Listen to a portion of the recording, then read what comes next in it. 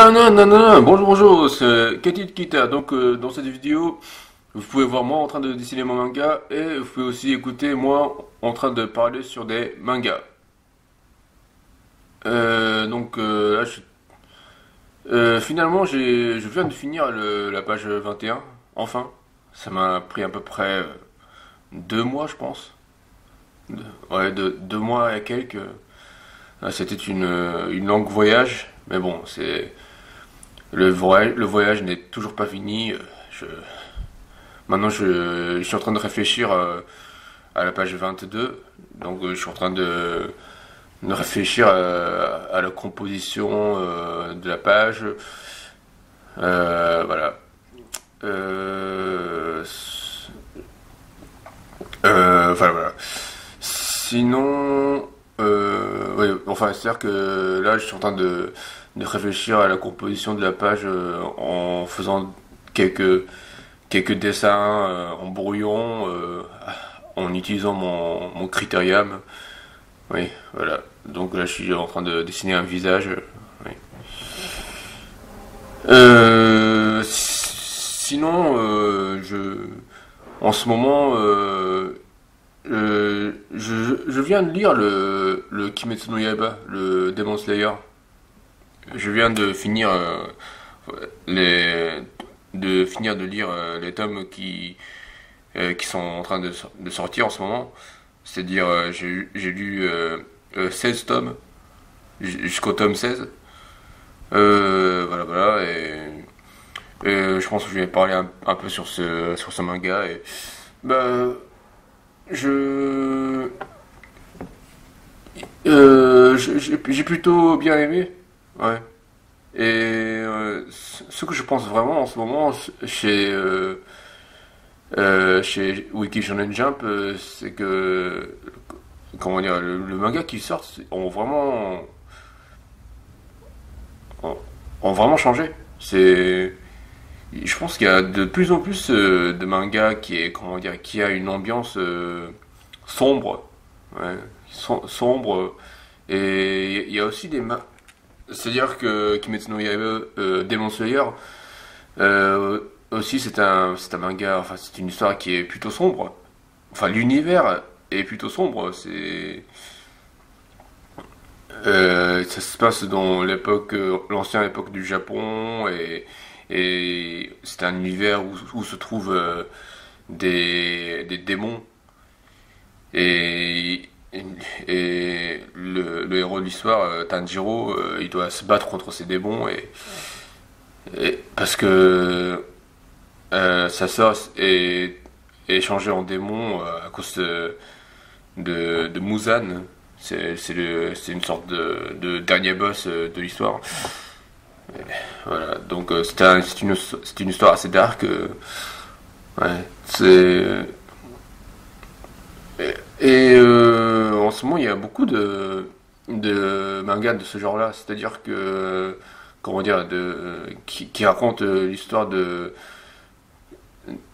c'est-à-dire c'est une histoire qui ressemble un peu à SOS Fantôme. C'est-à-dire le héros c'est un tueur de démons et c'est une sorte de exorciste. Et il doit se battre contre des forces maléfiques. Voilà, c'est un peu comme SOS Fantôme. C'est-à-dire que Kimetsu no Yaiba, c'est vraiment ça. Il doit se battre contre des démons. Et en ce moment, chez Weekly Jump, on a. C'était quoi déjà Ah oui, alors là en ce moment, il y a Chainsaw Man. Chainsaw Man, c'est le manga écrit et dessiné par Tatsuki Fujimoto. Euh, c'est- Ça aussi, c'était une histoire de SOS Fantôme. Le héros de l'histoire, c'est un garçon qui est moitié humain, moitié démon, et il se trouve, il rencontre une organisation qui fait du SOS Fantôme, parce que c'est l'univers où existent des démons. Et donc, il rencontre une organisation qui fait du SOS Fantôme donc il se trouve obligé de se collaborer avec eux. euh, pour battre contre les démons. Et qu'est-ce qu'il y a encore? Il y a aussi un manga qui s'appelle Jusenki. C'est un manga écrit et dessiné par.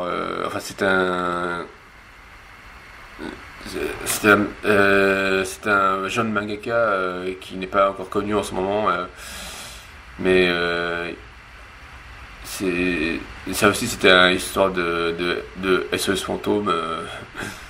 Voilà, c'est Gege Akutami, voilà, c'est le nom de l'auteur. Ouais. Comment dire, il y a plein de mangas qui me fait un peu, qui ressemblent un peu à Yu Yu Hakusho. C'est Yu Yu Hakusho, Bleach, ouais. En ce moment, on sait pas pourquoi, mais ouais. Peut-être, bah, ouais, ça veut dire que les lecteurs d'aujourd'hui, ils préfèrent ce genre d'histoire. Ouais.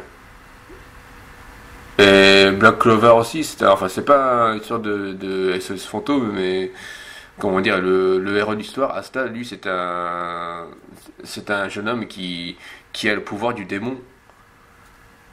Et voilà, ça aussi, c'est bon.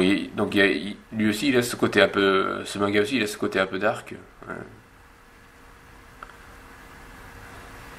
Ah oui, et The Last Sayuki, en ce moment dessiné, écrit et dessiné par Daijiro Nonoue aussi, ça aussi c'est un peu le SOS fantôme. Et ouais. Donc il y a plein de, en ce moment il y a vraiment plein de d'histoires qui fait un peu, qui est proche de Yu Yu Hakusho. Ouais. Sinon, il y a aussi on a aussi des mangas de survival, c'est-à-dire The Promised Neverland et Doctor Stone.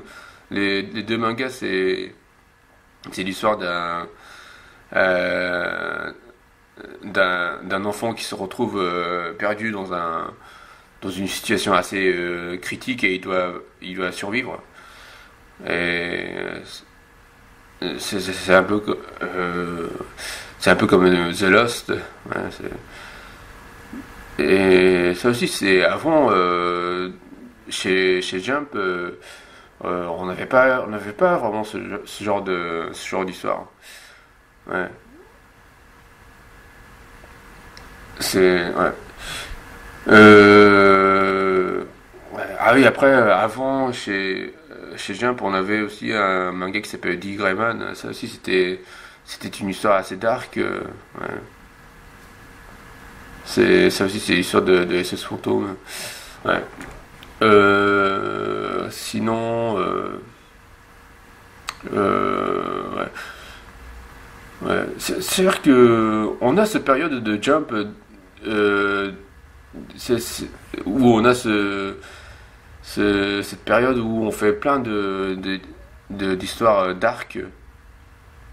Il y avait aussi Death Note. Voilà, et, et plus tard, ils arrêtent de faire ça et ils commencent à faire quelque chose de beaucoup plus, on est beaucoup plus, ils commencent à faire autre chose quoi. Ouais,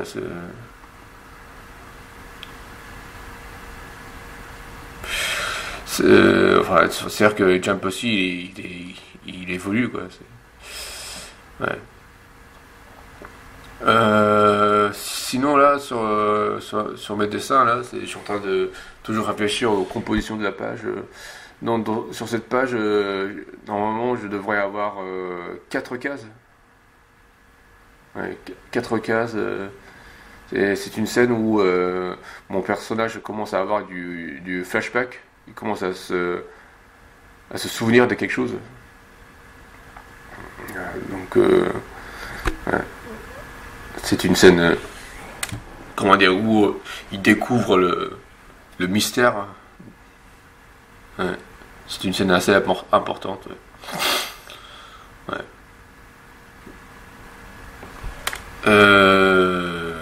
Voilà, voilà. Qu'est-ce que je dois dire? ce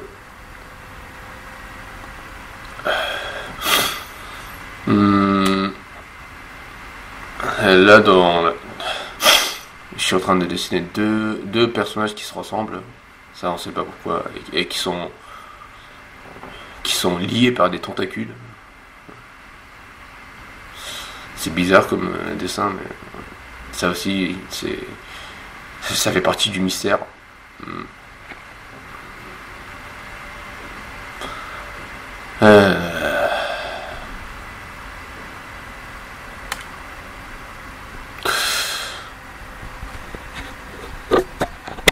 Enfin bon, voilà, c'est tout pour aujourd'hui. Veuillez me suivre sur mon Twitter, l'adresse c'est @kjsession et veuillez lire mon manga sur Mangadras. Merci beaucoup, Sandra.